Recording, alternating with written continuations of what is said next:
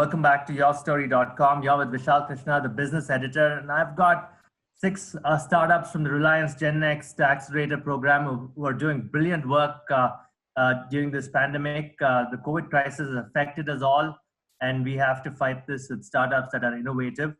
I thought I'd take a quick introduction from each of them. Let's start with Achal. So my name is Achal. I head the business development for FlytBase. So FlytBase is a startup which lets you automate your drones for various operations.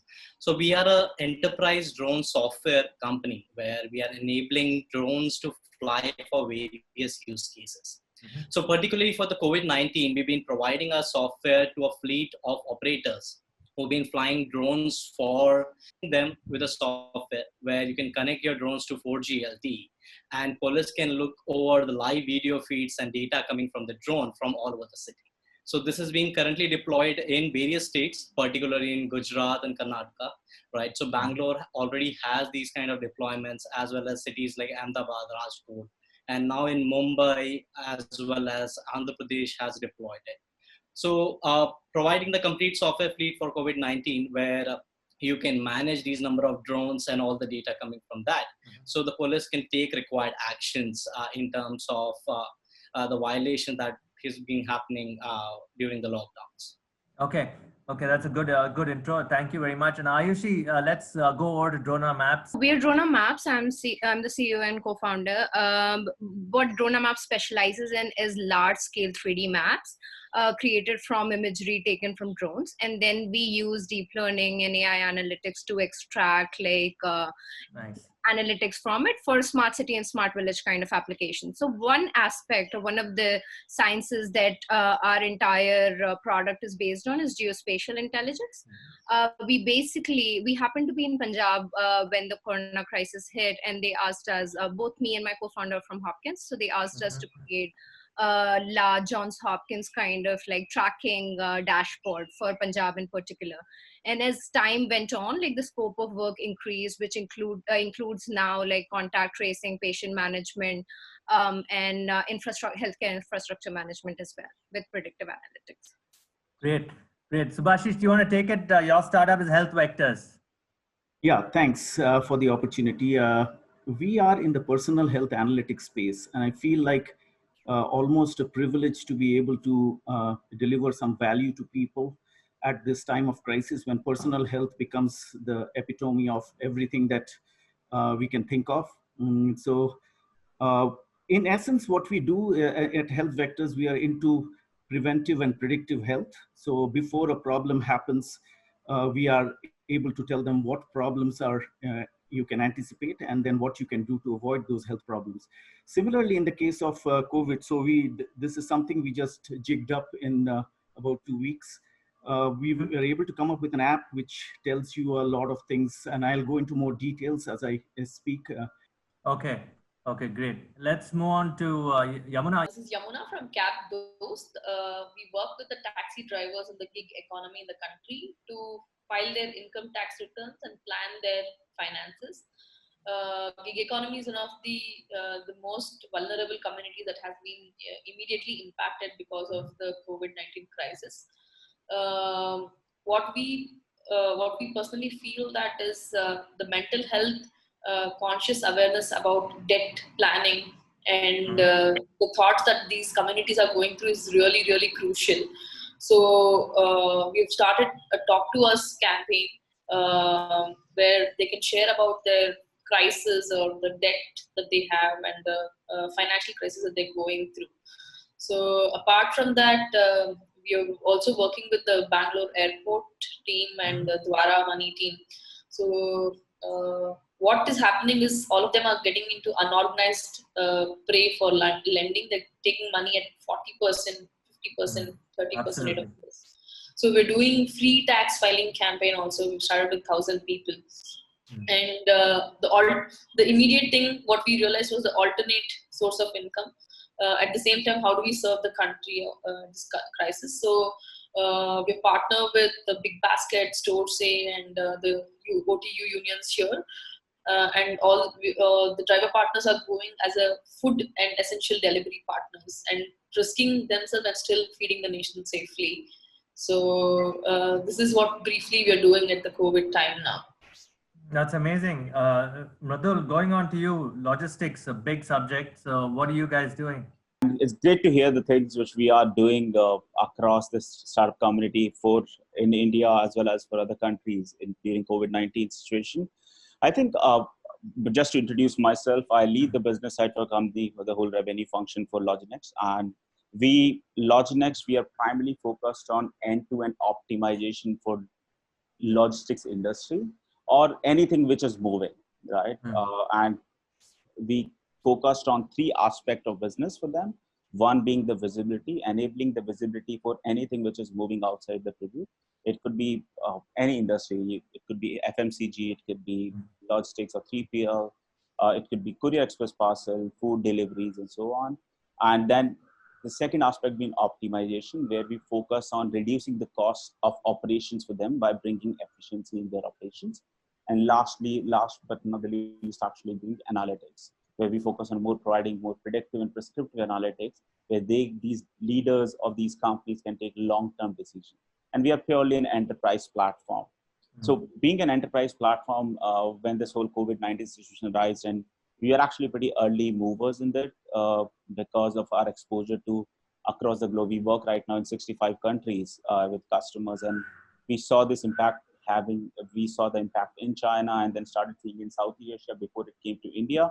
And then we decided that this is the time when we would need a platform which can enable or reduce the fear out of people, where they we saw the impact, we saw the behavioral change in Singapore, in Thailand, where we have got large retail customers, where customers were not actually stepping out of their homes.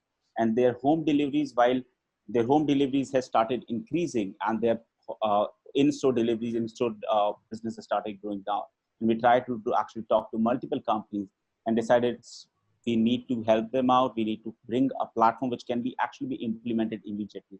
And that's how the LogiNext now came in the picture, where we built a lean version of our enterprise platform, which can scale and enable our customer in less than 48 hours. And we did all this, and I'm pretty proud of the team that we built it in less than 2 weeks time.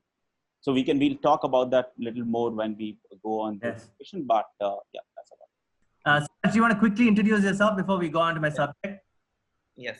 So I'm Dr. Suraj. I'm a co-founder at Clinikk Healthcare. So what we do is we provide a 360 health protection plan for families mostly working in the gig economy, where they get telemedicine as well as insurance.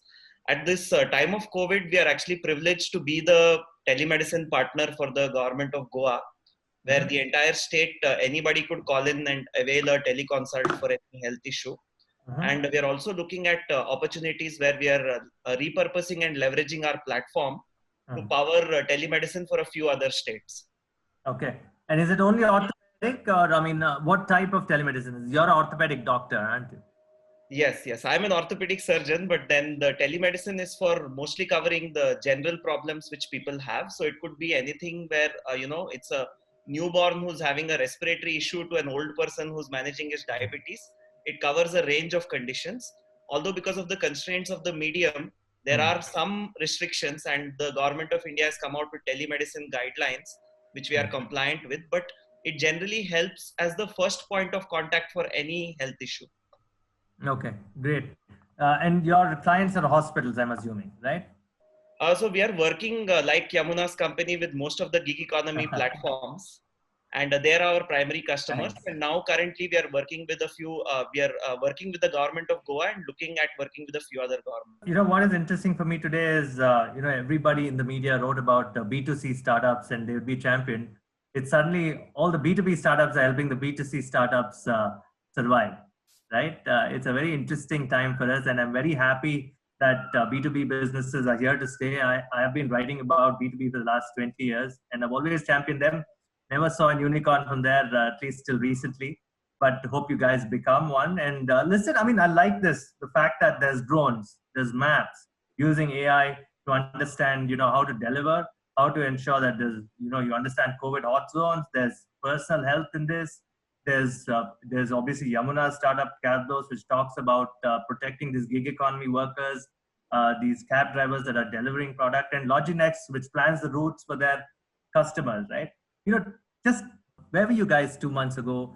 What were you guys solving, and how has it changed your ability to move fast?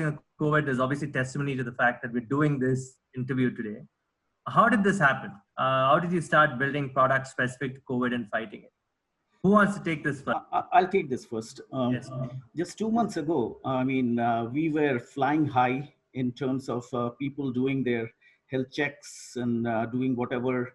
The data was flowing in like crazy to us on a daily basis. We were doing about almost close to 200 to 400, subject analysis and all that.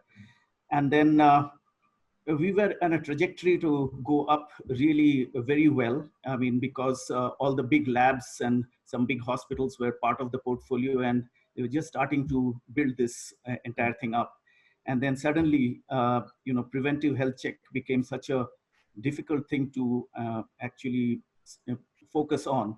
So we said that even though we may not be getting data, nothing's wrong in us being able to go ahead and being able to tell people how to prevent this from actually happening to them, and not just telling them your risk is low, your risk is high, or anything like that. Rather, we give them some real numbers. What is that? How high is high? And what are the things you need to be doing in order to bring that high to a low or to a medium? Okay, so giving some numbers and taking data that is coming from various sources, whether it's Center for Disease Control, whether it's World Health Organization, whether it's Worldometer, doesn't really matter where the data comes from. It's dynamic data being fed into the app, and then as soon as you go in, and it would be great if I get an opportunity to just share a screen quickly with you. Is that okay? This is what the app looks like, and it's internationally, it can be used anywhere in the world right now. And as I told you before, it not only tells you what are your chances, and you can see on the right-hand side, it tells you your chances of getting infected after you've answered a few questions. And it also tells you what are the things you need to do in order to reduce those chances. In addition, we are also telling them the severity. If you do get infected, what is the chance that this is going to be a severe infection, or what severity can you expect? So those are the things that we try to get in here, and then tell them very specifically what are the things, in order to avoid all of these problems, what you should be doing.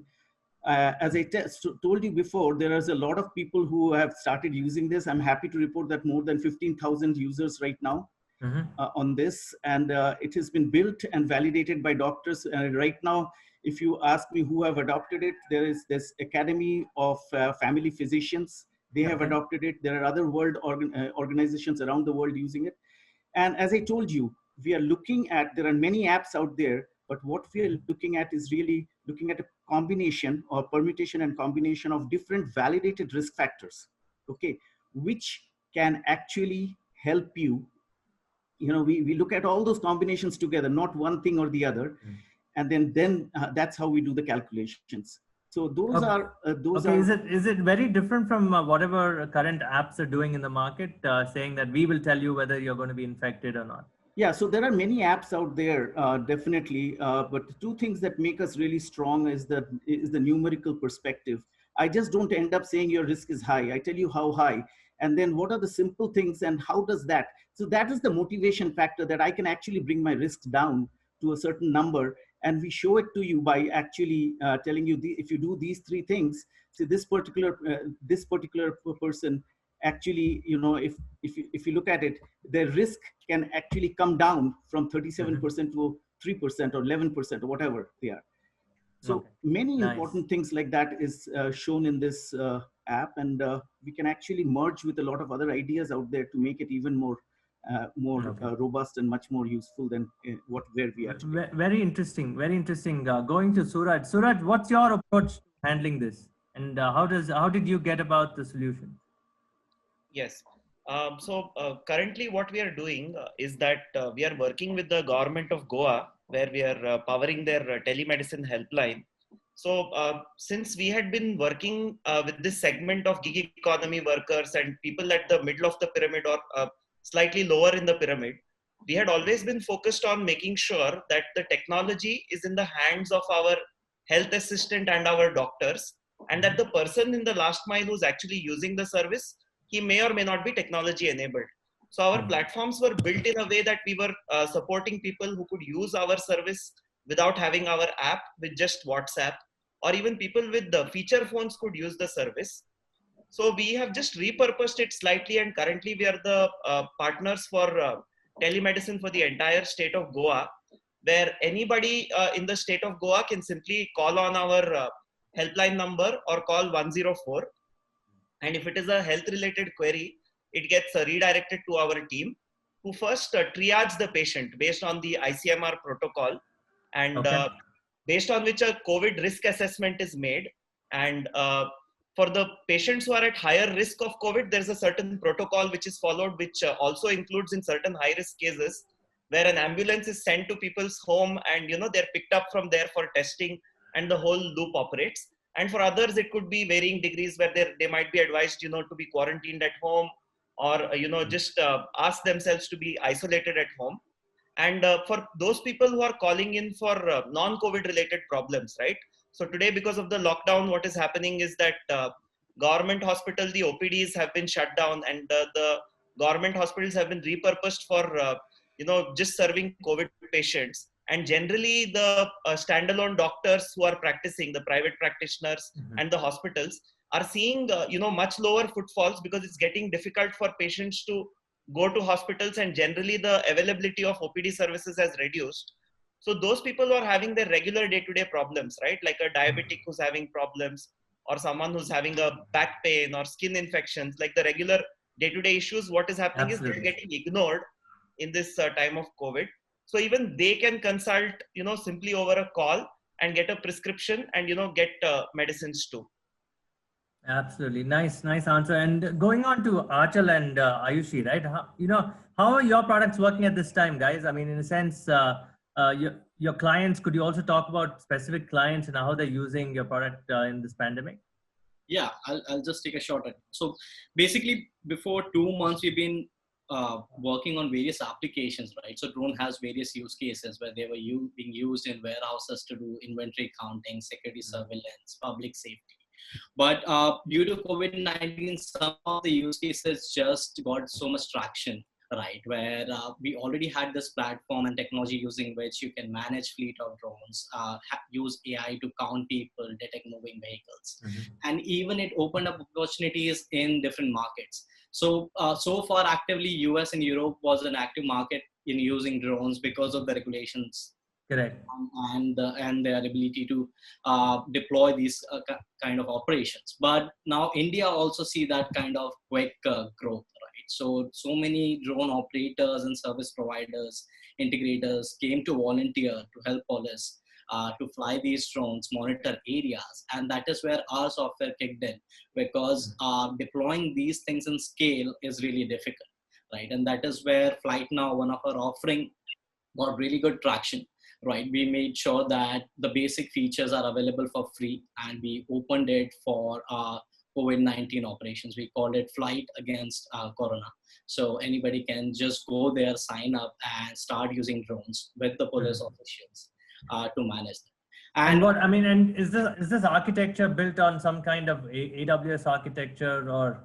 Yes, so it's based on AWS. Yeah, so it's based on AWS, where it's completely scalable, right? And then it allows you to have much more functionalities, not just getting video feed, but now you have map annotations where if somebody notices something in a particular area, you can mark it on the map. And then you have a link which can be shared to the user or a police officer, where they can look at that map location and the live video feed or a snapshot, and then they can take a quick action. So this is to stop people from, social gathering and all that, huh? Right. So it's been helping people across India and the world. And other part is the drone delivery. So it's something which has been a buzzword, but again, not into the limelight as such in terms of operations. But now we are actively speaking to customers and partners all across the globe, even in India, to start conducting these kind of concepts, where we already had the technology and help people in US and Sweden with this for medical delivery, AED devices, or blood sample delivery. And now Nice. we are in active talks of getting these kind of proof of concepts or infrastructure at least get started. So it's actually helping build that kind of infrastructure in place and accelerating those kind of use cases. No, fantastic. This is amazing. I mean, are you privy to naming some of the governments that use your services? Right. So we've been closely working with government of Gujarat and Karnataka. Right. Okay. And then there are these system integrators or drone service providers who are based in there. So we are based in Pune, right? But then these partners who are located at those locations have been closely. So they started with a pilot, showed demos to the home ministers of the state and the police officials. They looked at it for a couple of days, and now they have real-time operations going on with this. Fantastic. Ayushi, I think for you, I mean, this must have been a good time simply because you can, ensure that, you find COVID hot zones. You want to tell us about the product a little more in detail. You're also from Johns Hopkins, which is perhaps bringing in the perfect data for COVID-19 and what's really happening, right? And for me as a journalist, I go to Johns Hopkins every morning. I don't go to any other news website because I know they get it on the money. So you want to tell us what the product's doing at this point of time on the ground? So, Vishal, what's happening right now is you need a centralized repository for the government to take action also. And also make sure that all the aspects of taking action, be it infrastructure, be it actually understanding how the clusters are spread or how the quarantine people are spread. So for that, essentially like what DronaMaps did was we were working with dashboards before anyway, but what was at that point of time, like we figure in once the drone has taken flight. So it was a solution for tracking and planning development. And what was at that point of time like sort of futuristic now suddenly became something like apart from the data as apart from the drone as an input source, this suddenly became something that was useful. And useful to the point where now it's like a command and control center solution for implemented across 4 states. So we're working with Punjab, Rajasthan for the admin dashboards, and Haryana and Chhattisgarh for the public ones as well. So we're basically maintaining 2 sites.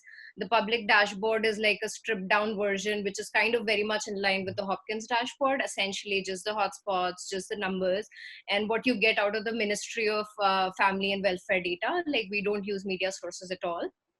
Nice. Simply because it's a voice for the government, so essentially for that reason.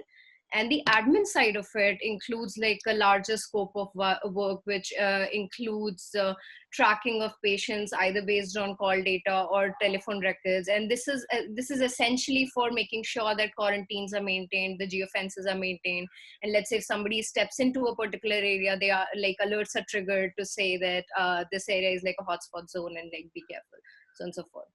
No, it's interesting. So you want to touch on this, for example, I mean, Achal's product was about, finding out, what's happening in a particular area, if people are gathering or not. Yours would be an addition on top of that, where you're obviously using drones as an input data, and then you send triggers and alerts to police or even government agencies on the ground. Is that how it works? So the drone side of it, like it's one of the data inputs that we can take. As of right now, most states have not asked for it. Like the kind of input data we're looking at is actually coming from either user-facing apps, which the states are maintaining on their own. So like, let's say if you talk about Punjab, you're looking at 8 lakh people having their own app. And then that app is also airing like location data, but also like patient metrics, also like infrastructure elements. So this is the same platform being used by healthcare workers and also patients and everybody who's interested in the problem in the state, and is essentially used as a data source by our platform to structure the data. Now similar thing is something similar is happening in Rajasthan as well. So the Bhilwara like model, as you might have like heard of, like so the way we come in is like, for instance, we can track the placement of positive patients like geospatially, and how because it's a close contact disease, you can to a certain degree estimate the spread it would see. And also the other side of it is just local transmission dynamics are usually different than global transmission dynamics. So I can't apply the base reproductive ratio you saw in Wuhan to like a Rajasthan or a Punjab. So like we essentially like calculate and predict the local dynamics and then try to estimate like to the best of our abilities, because most of Indian data is of course fairly preliminary. But yeah, so the intention is to be able to, you know, estimate like what the numbers would look like so that at least the infrastructure is ready and the healthcare department is forewarned. Nice. Do you see a collaboration between Subhasish, Achal, and Suraj? Is that a possibility that you guys can do something? I mean, it seems like a super platform, and even LogiNext and even Dost, right? Do you see some sort of a collaboration that can happen with you guys? It's almost like a before and after, isn't it? Yeah. We can talk about where it can happen. Where Absolutely. I mean, I would love to. I mean, actually makes complete sense, Vishal. I mean, no, you guys should talk offline, man. Really, this is amazing stuff that you guys are doing. All of you are wonderful people. And, you know, going down to LogiNext, Mradul, you know, all these guys are doing something on the ground. Now, you and Yamuna are, you know, you have to figure out the routes, you know, the kind of people that you handle. You know, your clients basically getting essentials onto, you know, retail stores maybe, or even people delivering. And people delivering those products are, you know, Yamuna's clientele, the cab drivers, the bike riders, you know, the gig economy guys. So who wants to take this question? What's happening on the ground for your companies? Who wants to go? Yeah, I'll take a shot at that. So I'll go back to your question before, which you asked as well, please. Right? So for 2 months back, when we were actually 2.5 months back in Jan, when if you'll talk about LogiNext, we are purely an enterprise platform. So we never were planning to enable our platform for users on a SMB or a mid-market side, or for that matter, NGOs and the lot of other activity which we are doing right now. And most of our all of our customers were enterprise. So the idea when we started was that, hey, my customer would need it and we need a business continuity plan for them. As partner with enterprise customers, let's identify a business continuity plan. And there were 3 factors which were always core of the whole platform and which we believe were core for the current scenario as well, that how the driver safety would be taken care of, right? Because they are the one who are like healthcare workers, they are the warriors who are on the field delivering it and risking their lives every day to ensure that we get the essentials at home, right? Secondly, the customer experience. We all as a consumer, when we talk about more home deliveries, when it comes to essentials, when it comes to food items, our expectations are sky high, right? So how do we ensure that the customer expectations are also met? At the same time, the business risk which the customer, as in our customers, were bearing, right? Do they need to pivot to different business models? Do they need to actually, from being major brick and mortar driven to being online? Do they need to actually move to essential deliveries from being non-essential delivery companies, right?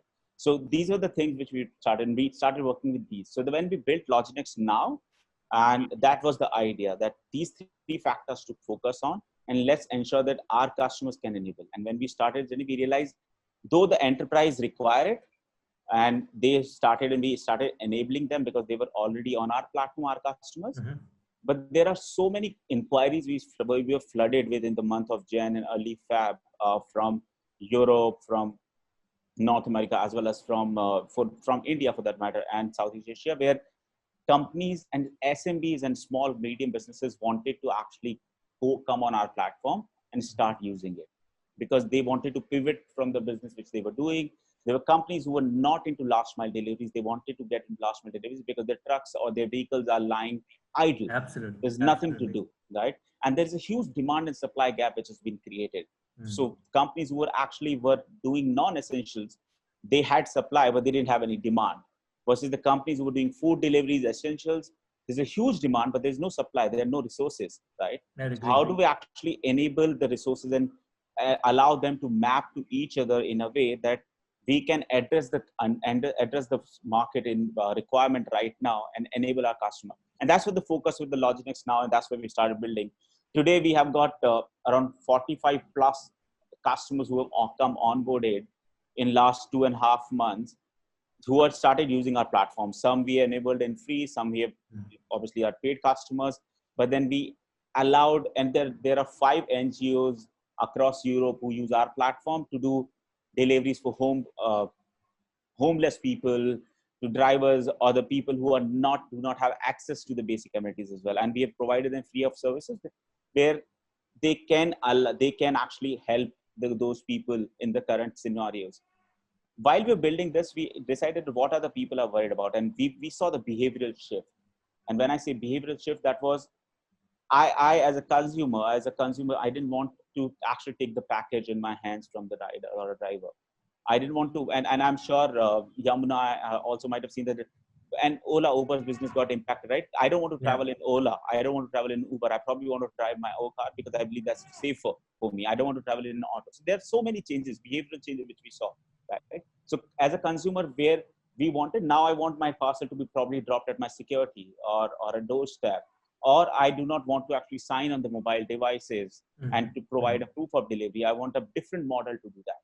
Right? So we're at the same time coming to, I think Ayushi's and startup, and that there could be synergy where we actually went ahead and built the red zones and everything in our platform, in our algorithm. Nice. So we can actually ensure that drivers do not travel to. So our routes considers the zones which they should not be passing through with. We ensure that drivers also get alerts at the start of the application where they know that, hey, they need to, and that's not only for driver safety, but the consumer safety who are actually accepting the packages. So at the start of the, they know there is a COVID-19 page which tells them that, hey, these are the steps to be taken before you can start your journey. So when they are, and there are thousands of riders and 100,000 plus riders who are using our application, they actually first take those steps, and then only they can start their journey or start delivering. And then giving them sanitization breaks, right? Every couple of hours, we actually send a notification they need to take the sanitization breaks. So enabling all those aspects at the same time, we enable digital payments for all the customers where we already had integration, but we actually allowed more plug and play integrations for lot of payment gateways which were there. So our customers can quickly start on the digital payments. So there's no cash transaction is happening. When it comes to a proof of delivery, we moved to OTP based proof of delivery 100%, which is already a function, but we enabled and made it mandatory for all the customers and moved away from a signature on the application or a ratings and everything, which was earlier was in. We said, okay, guys, let's just take a break and do this now. And that's where we became not for all our enterprise clients, we were the consultants who were actually driving and telling them what to do. And for SMBs also, we actually provided a platform where they can take these actions and get safeguarded on these. Okay. So as I said, so on the driver side, and then other focus was to, while we are actually providing safety for consumers, for drivers, allowing companies to pivot their business model and get into the last mile quickly. Also, how do we also ensure the customer experience? Because we all, when with the whole demand supply piece, are still conscious about the ETAs. I'm still conscious about when I've ordered, if I'm ordering grocery, how much time would it come? And all of you, if you might have faced that when you have ordered from Amazon or DMart, Ready, or any other, for them a big basket, in today's environment, there are no slots available. There's so many challenges which you all face, and I have been facing it every now and then. So how do we ensure that while these slots are not available, how do we ensure that there are ETAs which goes to the customer more proactively? So customer knows what to expect, when to expect, and those are more accurate and dynamically changing ETAs. So we actually revise those ETA dynamically based on the position, based on the situation, driver location, and not just the location, but what's happening on the ground as well. If he has to take a longer route, why, and based on that as well. So ensuring that their customer experience does not get impacted while we are continue to help our customers and all. So these are some of the steps here. Great. Yamuna, coming down to you, a little factoid about Yamuna and me. We always used to run into each other in the Bangalore metro, and that's where we discuss our idea. And it's good to know our part of the Reliance GenNext program. I didn't know that, pleasantly surprised. Yamuna, you have to tell me about, what's going on the ground with you. And, I've been talking to a lot of people who track blue collar worker data. Apparently there are 17 crore blue collar workers in India, and about 60-65% of them have no jobs at this point of time. It's amazing that you have worked out deals with e-commerce companies to make sure that, or repurpose these people to work with new companies to become delivery boys or girls or whatever. Also a little bit, I want to talk about the ladies, female blue collar workers. How has this affected them? Can you tell me a bit about that too? Yamuna, over to you. Vishal, thank you. So just to add what we were doing just 2 months before, see, Yes, we please. worked with almost 45,000 gig economy partners to file their tax returns. Like we've been advocating tax literacy so that they get access to financial resources like any other self-employed individuals. It's so unfortunate that the financial dignity with the gig workforce, though they were Correct. earning high and everything was there, was not great. And now it is just totally toppled down in last 4 weeks. Agreed. And stuff. Agreed. So just to give an understanding, we've already spoken to almost 4,000 drivers 101 since the COVID crisis. You will not believe they don't even have 900 rupees on their pockets. Bank Or account, 900 rupees. They don't have money. don't even have 100 rupees. Like we have we have like 40% of them don't even have 100 rupees. They were on the nil on the emergency fund, and they are borrowing at 30% amongst themselves and ending up at a very huge debt trap. One, and the second thing is, though the Reserve Bank of India moratorium has been pushed, Yes. it's very sad that the interest rates have not been waived off, and that's a different conversation. But still, they want to try to do something so that they can at least cover their loans. But the biggest question is, what is it going to happen after 3 months, after 6 months? One, and out of the 4,000 calls that we have done, 30% of the people, and it's all one-on-one. Okay, 30% do not want to come back to work. So that's the stage of mental issue that they have.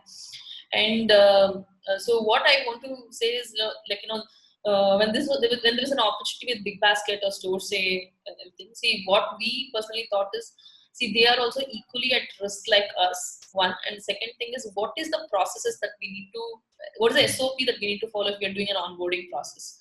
So one, understand the health conditions of the driver partners who are going to go as a delivery partner. Does he have any respiratory issues? Is there any child in the family? Just because you need money, you need to understand the thing at the place also. And even if the person is working for a day, there should be COVID-19 insurance. And are they using sanitizers? Are they using contactless deliveries? So these are all checklists that we have made. And we are going on the back with the companies that we have partnered. We're working hand in hand to understand this thing is there. And also we're doing like a quarantine thing every 2 weeks. So not necessarily the same person works for the entire month, right? So that's there.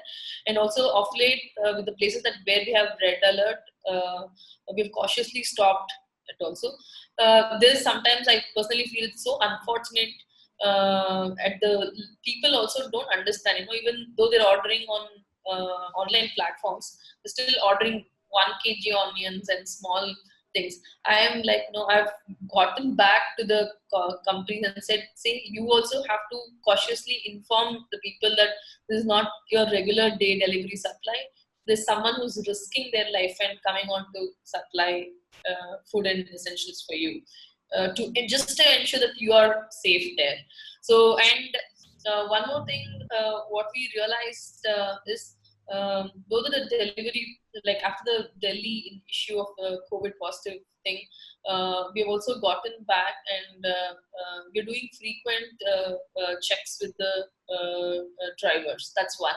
And the second thing is, we've partnered where even with Big Basket also, like they need people at the store. 40% of the store people who can segregate internally to give the supply chain that we need are not there.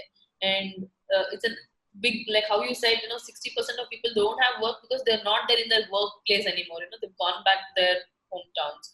So we've started a campaign where the women in the gig economy family can stitch bulk masks in their own place. That's a livelihood thing. It's picking up. So we're increasing the cohort to support around 1,000 people. So end to end. So this is not going to be a N95 mask, but still, masks are going to be mandated, and the number of supply people who can stitch from home and can at least cover for their vegetables. That's one sort of thing. Apart from that, what I personally felt that as a founder, as a financial inclusion organization is, there's a huge stress levels regarding their debts. On an average, they have around 40 to 60,000 debt that they have.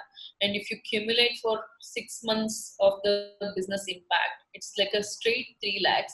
And this is going to do a domino effect on all the gig economy workforce. So basically, how do they cover?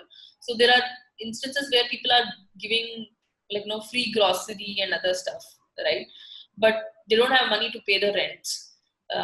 So in the Talk to Us campaign, what we are trying to understand is, we now know how much debts we are in. Let's come up with a scenario planning saying that, we are there with you, and we can always plan. And this is a condition all over the world. We have had situations where there are drivers who've done suicide also.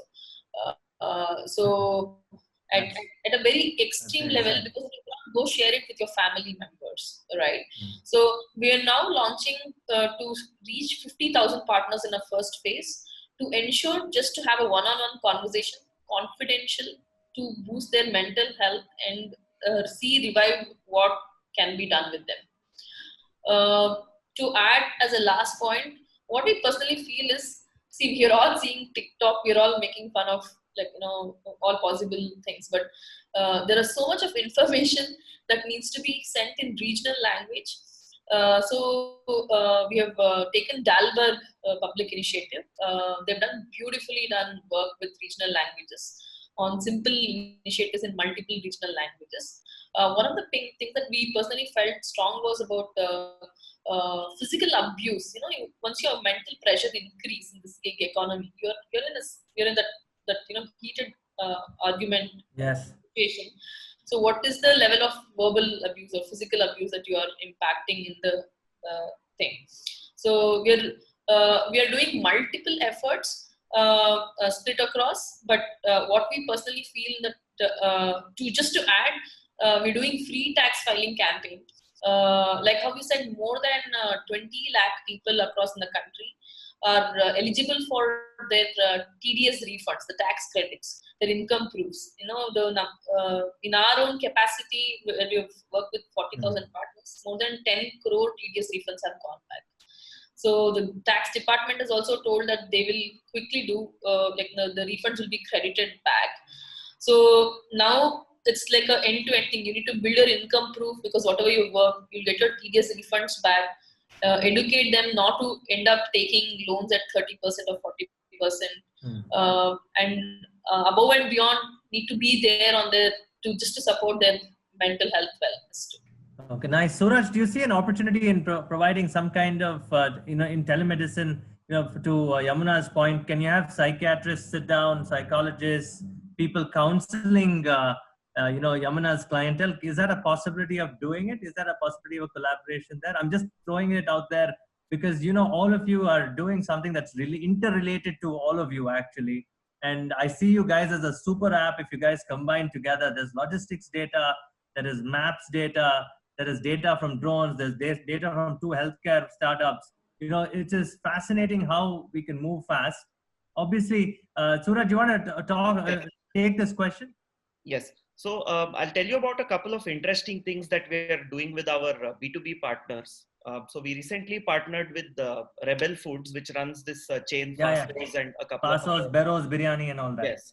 So what we are doing for them is that we've come out with a solution where they're able to screen all their kitchen employees and food handlers for COVID every day. And suppose there is any red flag sign, then our doctor intervenes and our health assistant intervenes, and we help them with their health issues. So this is something that is helping them build more confidence with their customers, right? So that the customers are sure that the food handlers are, doing things in a hygienic way.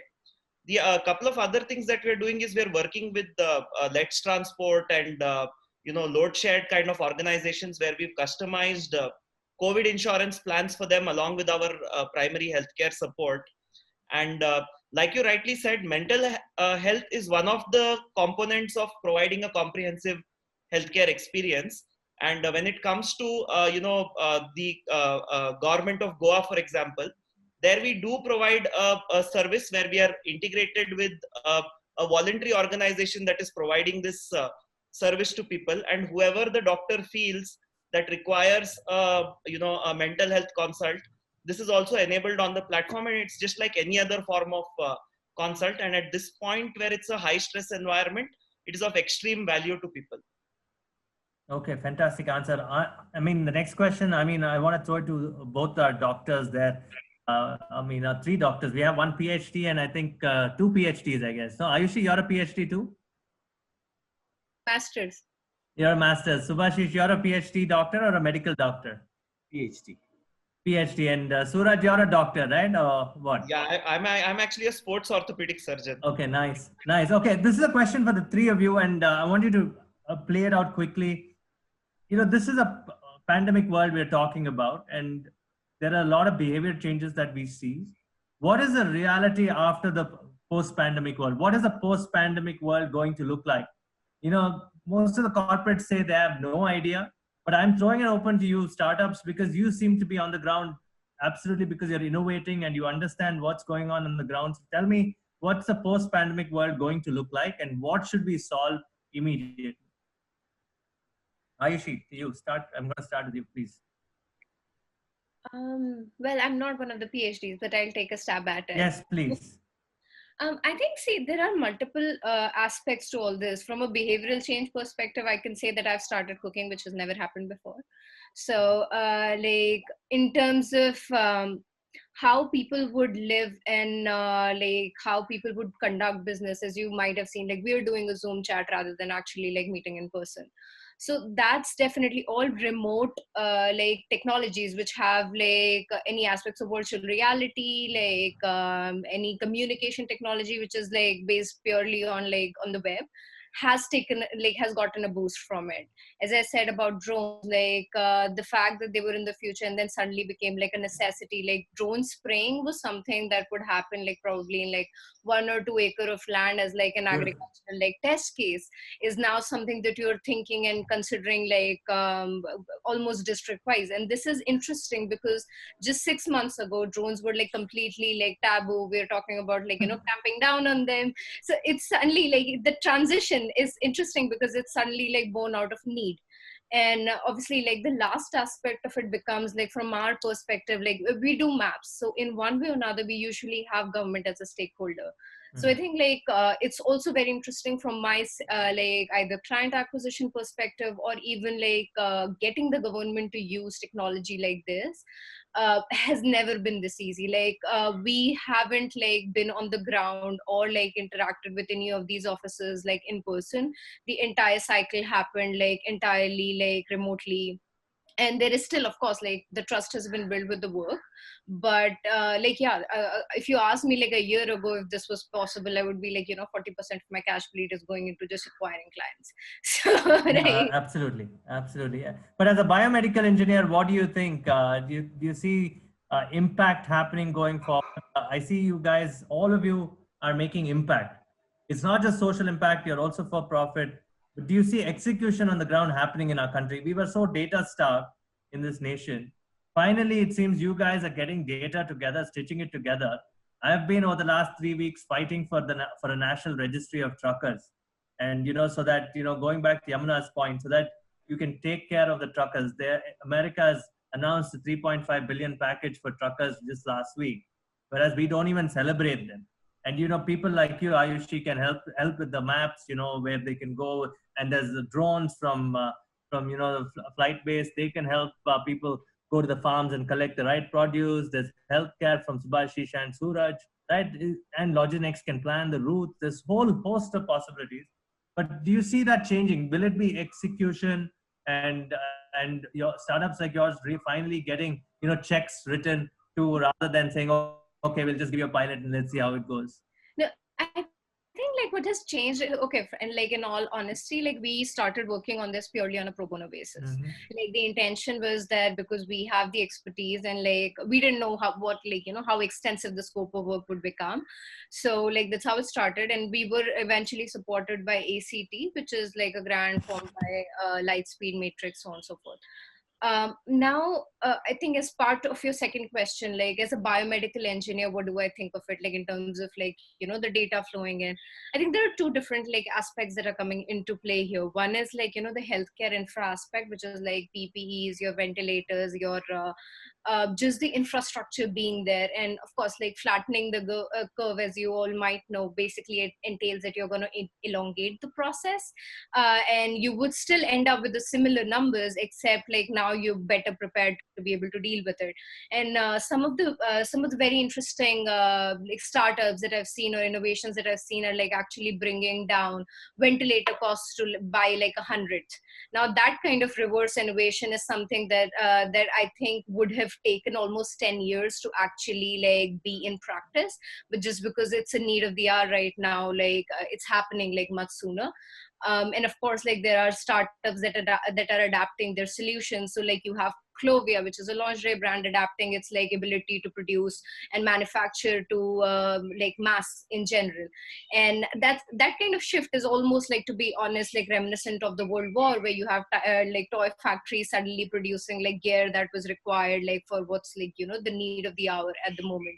And yeah, I think some of these changes would stick around, for the simple reason that there would be the behavioral aspect of it. There would also be that what we think right now is like a short-term problem is actually probably going to be stretched out by almost 2 years. Like there are like a couple of Harvard studies which say that we would have to practice social distancing for almost 2 years now.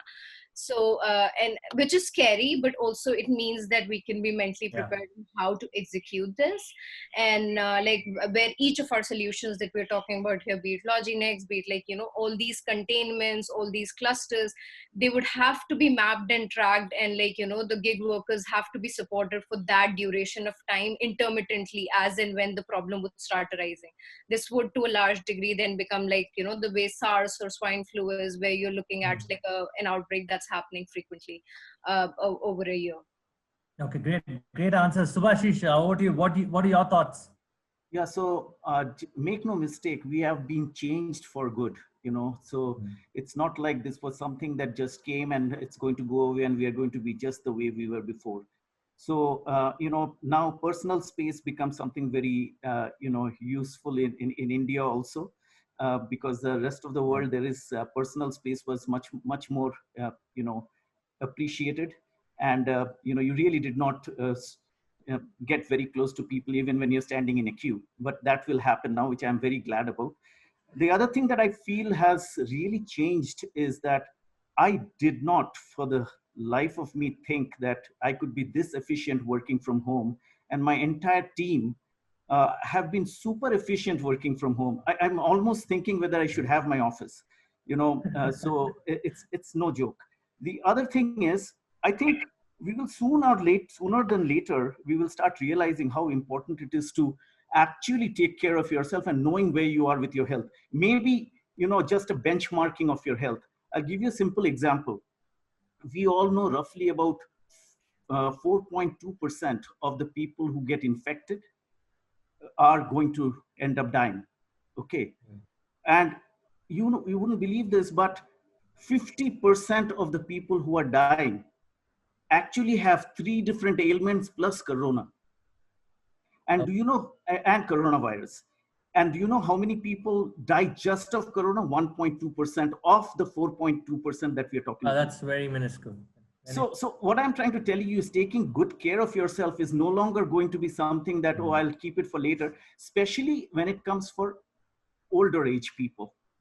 They may have less chances of infection, but the severity chances are much more. So the focus, I was just talking to one big lab a few days ago. They were saying that they had initially had just of the 550 sales force, they had just 35 people who were on the preventive health check space or preventive healthcare space. Now, today, all the 550 have been trained to work in that space also. So personal health finally is becoming important, much more than many things. We now know what is the real need and what are things that we can live without. Okay, and quick advice to people who work with you. Of course, you must have a lot of clients there. I've had this feeling that startups in India were never given their due. The kind of work that you guys are doing is stellar. So do you see yourselves becoming companies that will get paid and will get POCs, POCs that are real focused, razor sharp. Perhaps people will pay for the outcome. Is that going to happen? It is happening as we speak. So it's no longer about just this is something that is good to have. It's must have. And even more important than that is what the numbers are saying. Numbers are telling, these things you cannot sit here. All of us sit here and we are dealing with data, which is what you alluded to. Now people don't mind us having data. In the past, I had to sign my life away to get data. But now they said, okay, please take this, please tell us what we want to do. And this is where I think finally, if you ask each and every individual, they don't mind sharing your data as long as you don't do something odd with their information and trouble them. So why is it such a big deal for organizations to share that data for us where we are trying to do something which will really be helpful? So I think that those are the things that are happening as we speak. And as you said, POCs, labs signing up, organizations starting to come to us to say, okay, what's next? How do we plan this? What should be the packages that we should worry about? All these things are happening as we speak. It has been a fantastic, apart from the coronavirus thing, this has really opened our eyes, and we are very, very thankful for that. Fantastic. Before we close, Mradul, Suraj, Yamuna, final thoughts from you guys. I would also like one of you guys to answer about the job prospects going forward also. Yes. So I think, Suraj, go on. Yeah. So basically, like Subhasish said, I think we are living in a post-corona world, and what has changed is that anything that can be done digitally is now being done digitally. And telemedicine guidelines, for example, they were languishing for like the last 20 years, and within 2 weeks now we have the guidelines and telemedicine is legal. Be it governments, be it businesses, or be it individuals themselves, health was always something that people would ignore, and it was like something that was not a priority spend. But now attitudes are changing. Governments are investing in systems to improve people's health, and organizations are spending on it. And I think that is a change that is here to stay. And I think the general pace of digitization that was happening in the healthcare space is now going to accelerate. I think people will be spending more on health insurance. People will be taking care of their health better. And for us as an organization, like we have seen our subscriber base double over the last 2 months, and we are on track to 2x that in the next quarter. So that's just to give you an idea of the demand that is being unlocked right now. Fantastic, fantastic. All the best to you. Mradul, you want to talk about it?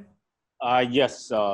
So, Vishal, I think from the industry perspective also what we are seeing, and I agree with Subhasish, Suraj, and Ayushi on that front, that there is a digitalization wave which has been there. So there has been discussion in enterprise, there has been talk about digitalization, but the whole process was slow.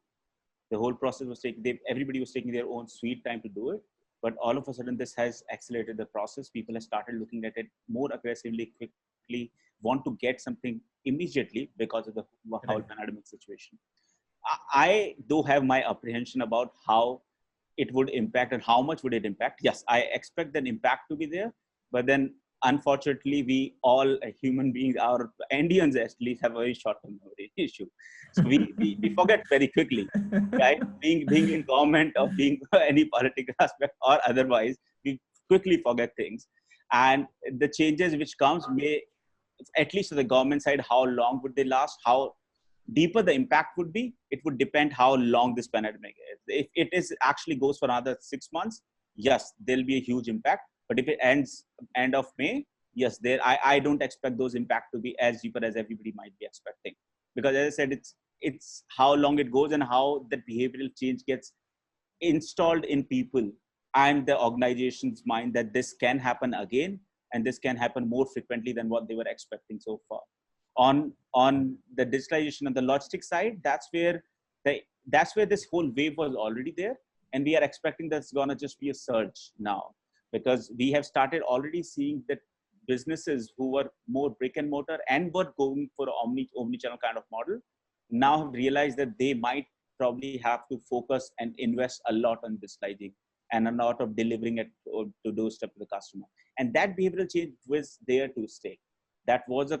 I think that if this was growing by 10%, now we will see a 25% surge in that aspects in a more quantified manner. So that's something which we are expecting from businesses as well. Okay, I hope this pandemic ends from May, and I hope people don't have short-term memories. If they do, you will have this video recorded so you can promote it and say, look, you should not forget, right? So that's a good thing. And Yamuna, closing thoughts from you. Where are we heading in the next 20 days when it comes to gig workers, and what do you think is going to happen after May? So Vishal, it's not. I am sure it's not just about me. It's going to take a minimum of 6 months to, especially for the displaced people. Absolutely. Displaced is at 3 levels. One at their individual. We all are at least have a roof. They don't even. Couple of them don't even have one. And the second thing, at financially to recoup from the existing 6 months loss. It's not something very easy. And the third thing is alternative job opportunities. So what we personally feel is, this is a high time that government has to, like how you said, the National Drug Registry, government has to probably, like I'm talking to a couple of governments to come up with national gig registry to see how all the corporates, now corporates have time. Earlier when I have reached out, they did not have enough time to think through on this, right? How many delivery partners, how many chapters, how many technicians, all of them. So because this will be the need of the hour to even understand how an aid system can be brought in place from 6 months to 12 months. Okay.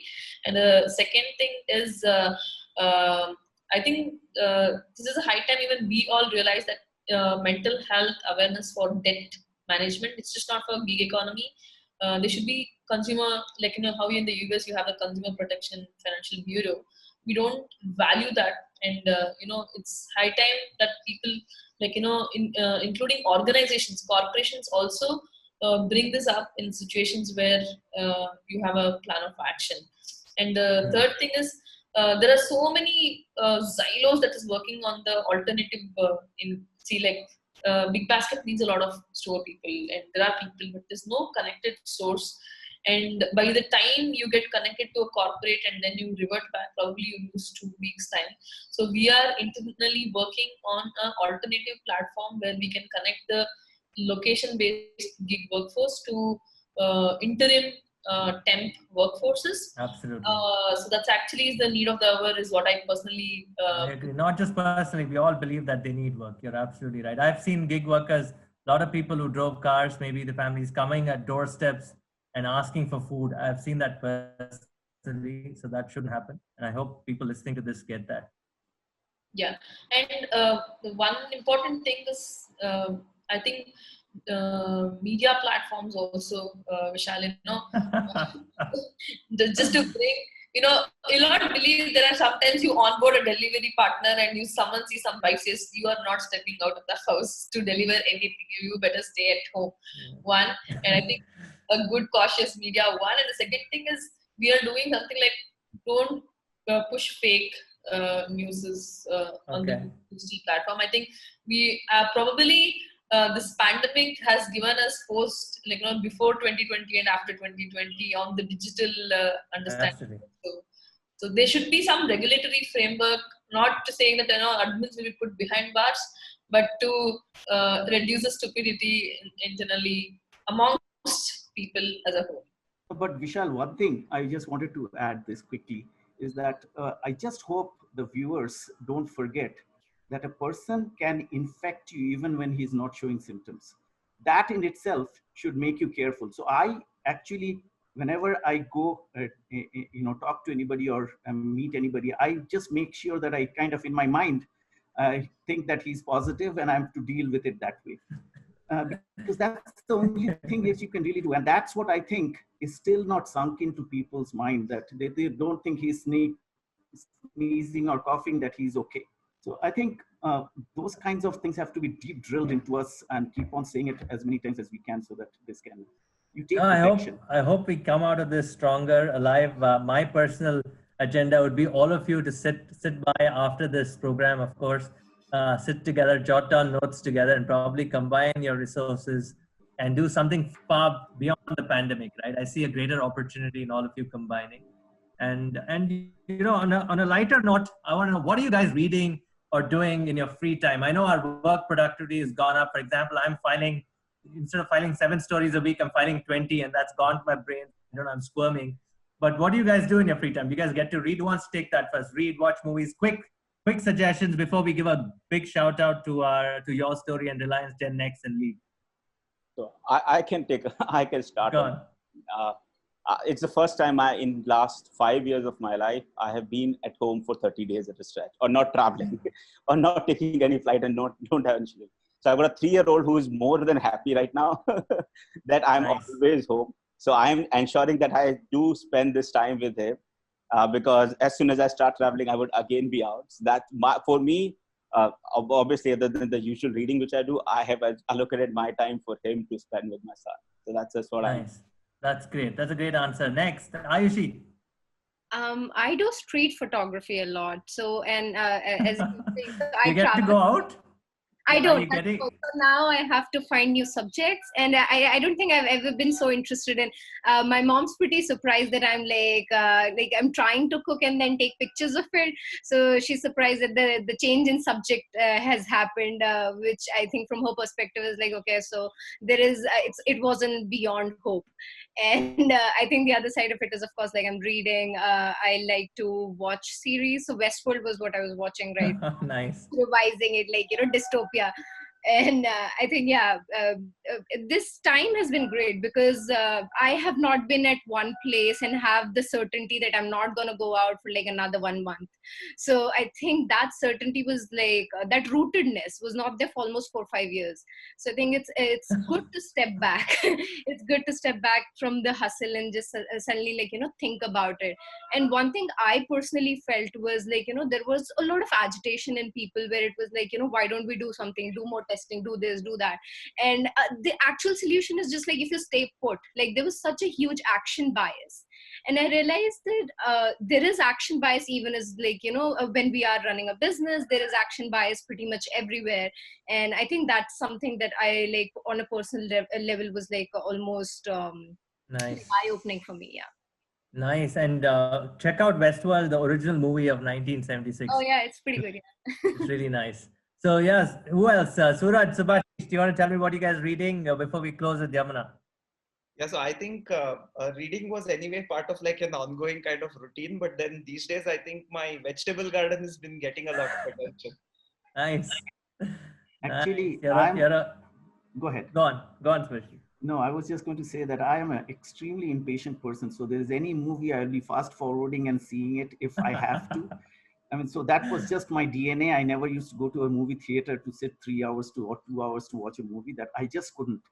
Now, first time ever in my life, I'm actually watching a movie and actually pausing it and coming back to it and all sorts of things that I mean, people who know me would say, is this really Subhasish? So for give you an example, finally I watched Bahubali. It's interesting choice of movie though. Very nice. No, it's like been 12 years that I even stayed at home for a day or two constantly. I was packing my bag and hopping from one airport to other airport. My mother would call like 3 days, are you coming home? I wouldn't even know which city I would be traveling. So my mother said it took a pandemic to have my daughter back at home. So, I've become a fresh menu chef trying to figure out, saying that, okay, now I'm going to YouTube, see Hebba's kitchen, because half things what I want to eat, sometimes I crave to eat, my mother doesn't cook. It's a typical South Indian family, So juggling between your cravings and it's like now we're becoming, man, I will be in the queue tomorrow. Apart from that, I love Kannada literature a lot. What are you reading? Girish Karnad, is it? I'm reading Guru Ramaswamy Iyengar. So Guru Ramaswamy Iyengar. Okay. Yeah. So there's a very nice old the fictions, and I'm actually Gadegalu.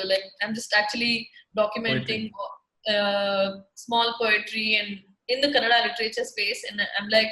It was a dream for almost 5 years, and now I'm like, okay, morning 7 to 9 or evening, I'm ensuring I'm going to give some time on this.